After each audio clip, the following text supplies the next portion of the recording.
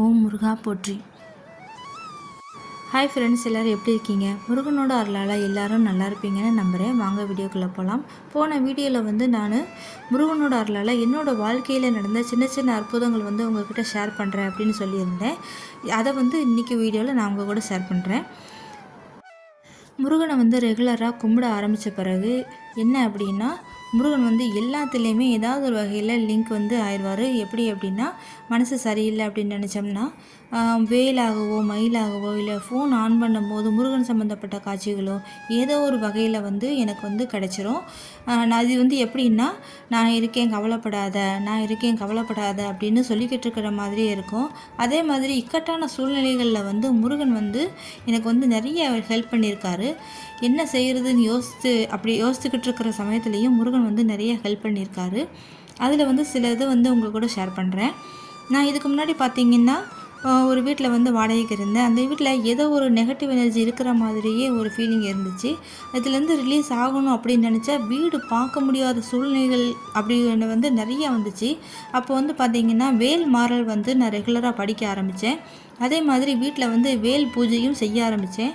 வேல் பூஜை செஞ்சு அதே மாதிரி நிலவாசல் பூஜையும் செய்ய ஆரம்பித்தேன். இது 3 கண்டினியூவாக பண்ணிக்கிட்டே இருந்தேன். இது 3 பண்ண ஆரம்பித்து ஒரு சில வாரங்கள்லேயே வீடு மாற்றுறதுக்கான சூழ்நிலைகள் உருவாச்சு. அதே மாதிரி பார்த்திங்கன்னா, இப்போ அமைஞ்சிருக்கிற வீடு ரொம்ப சூப்பராக மனசுக்கு திருப்தியாக ஒரு பாசிட்டிவ் எனர்ஜியோடு இருக்கிற மாதிரி ஒரு நம்மளுக்கு கிடச்சிருக்கு. இது பார்த்திங்கன்னா எப்படி இருக்குது அப்படின்னா, வேறு வீடு பார்க்க முடியாத சூழ்நிலையில் இருந்த சமயத்துலேயும் இந்த மாதிரி நம்ம ஃபாலோ பண்ணி முருகன் முருகா நீ தான் எனக்கு ஹெல்ப் பண்ணி கொடுக்கணும்னு அவரை காலை பிடிச்ச உடனே ஒரு 2-3 வாரத்துலேயும் எனக்கு அமைஞ்ச வீடு ரொம்ப நல்லா இருந்துச்சு. அந்த வீட்டிலேருந்து தான் இப்போ நான் உங்கள்கிட்ட வீடியோ போட்டுக்கிட்டு இருக்கேன். அதே மாதிரி பார்த்திங்கன்னா, இந்த வீட்டில் பாசிட்டிவ் எனர்ஜி நிறைய இருக்கிற மாதிரியே அதுவும் ஒரு ஃபீலிங் தான். அது மாதிரி பார்த்திங்கன்னா, என் பையன் 10th படிக்கிறான்.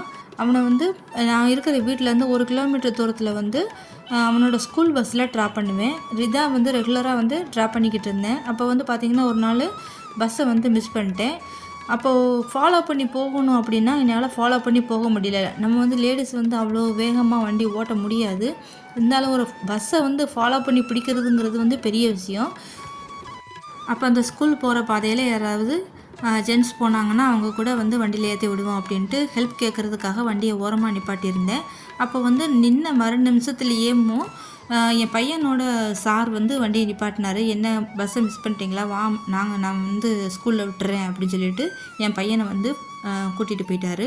நான் அந்நேரத்தில் நான் ரொம்ப தேங்க்யூ சொல்லிவிட்டு சரின்ட்டு விட்டாச்சு. ஈவினிங் என் பையன்கிட்ட சார் யார்யா அப்படின்னு சொல்லிட்டு கேட்டேன். அப்போ என் பையன் சொல்லலாம், எனக்கு எடுக்கிற சார் தான் அப்படின்னா, பேர் என்ன அப்படின்னு கேட்கும்போது ஞானப்பழம் அப்படின்னு சொன்னாங்க.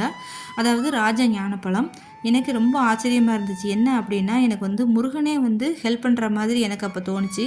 இப்போ 10th கிளாஸுங்கிறதுனால ஸ்கூல் இடையில கட் ஆகிடுச்சுன்னா அவனால் பாடத்தை பிக்கப் பண்ண முடியாது. எப்படி மிஸ் பண்ணிட்டேனே அப்படின்னு சொல்லிட்டு ரொம்ப ஃபீல் பண்ணிக்கிட்டு இருந்தேன். அப்போ முருகனே லிஃப்ட் கொடுத்து என் பையனை கூட்டிகிட்டு போகிற மாதிரி இருந்துச்சு.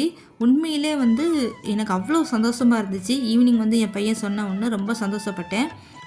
அப்போ என் பையன்கிட்ட சொன்னேன், பார்த்தியா இந்த மாதிரி விஷயங்களில் தான் முருகன் நான் இருக்கேன்னு நம்மக்கிட்ட உணர்த்திக்கிட்டே இருப்பார் அப்படி சொல்லிட்டு என் பையன்கிட்ட நான் சொன்னேன். என் பையனும் உண்மையிலே ஆமாம்மா அப்படின்னு சொல்லிட்டு அக்செப்ட் பண்ணான். இதெல்லாம் சின்ன விஷயம் அப்படின்னு நம்மளுக்கு தோணினாலும் அந்த நேரத்தில் நமக்கு ஹெல்ப் கிடைக்குது அப்படிங்கும்போது அதோட முருகனோட பேரோட நம்மளுக்கு ஹெல்ப் கிடைக்குங்கும்போது உண்மையிலே அது அதிசயம்தான். உங்கள் வாழ்க்கையில் இதே மாதிரி ஏதாவது அதிசயம் இருந்துச்சுன்னா கமெண்ட் பாக்ஸில் கமெண்ட் பண்ணுங்கள். முருகன் உங்களோட கூடயே இருப்பார். ஓம் முருகா போற்றி.